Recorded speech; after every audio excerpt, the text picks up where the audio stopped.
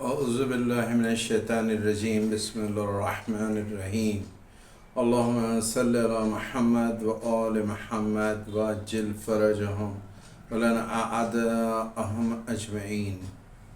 محترم ناظرین اور عزیز دوستوں، السلام علیکم ورحمۃ اللہ وبرکاتہ۔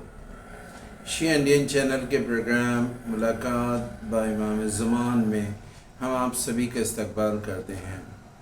آپ جانتے ہی ہیں کہ ہماری کوشش ہوتی ہے ہر شب جمعہ یہ واقعہ آپ کے ساتھ شیئر کریں۔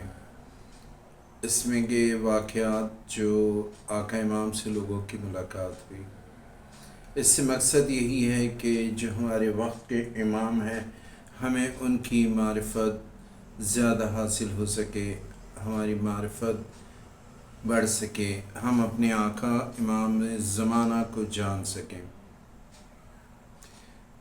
سب سے پہلے ہم آج شب جمعہ عید زہرا کی مبارکباد آپ کو پیش کرتے ہیں۔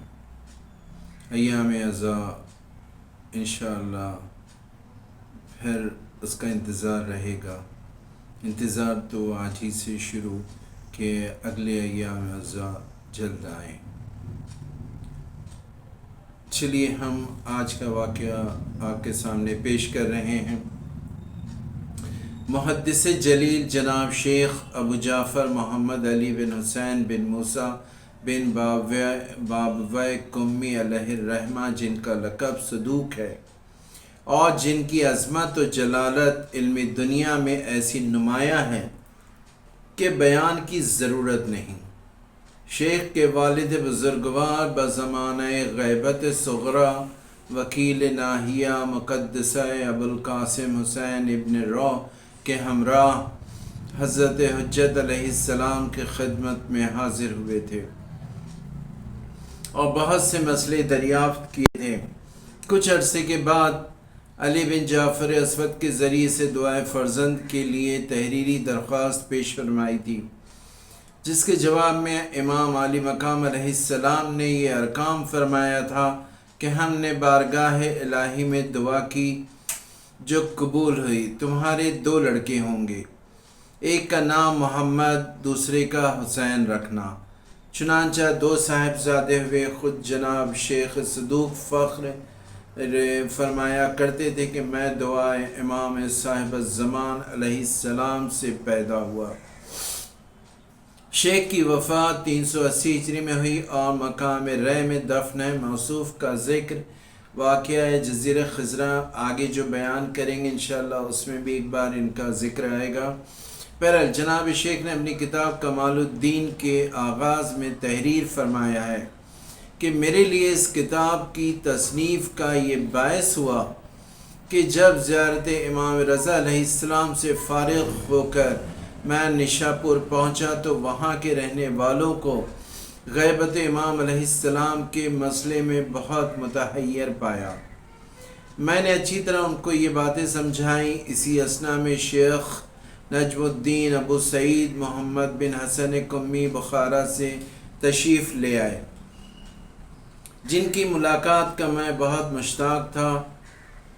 ان سے جہاں اور باتیں ہوئیں، ایک روز انہوں نے بھی بخارا کے ایک بہت بڑے فلسفی و منطقی کا کچھ کلام نقل کیا،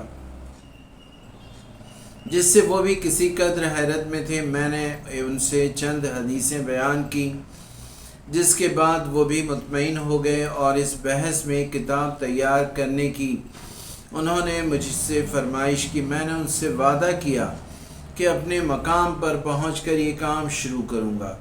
اس کے بعد ایک رات کو یہ خواب دیکھا کہ خانہ کعبہ کا طواف کر رہا ہوں اور 7ویں طواف پر حجر اسود کو بوسہ دیتے ہوئے دل میں یہ خیال ہے کہ میں نے امانت ادا کی اور عہد کو تازہ کیا۔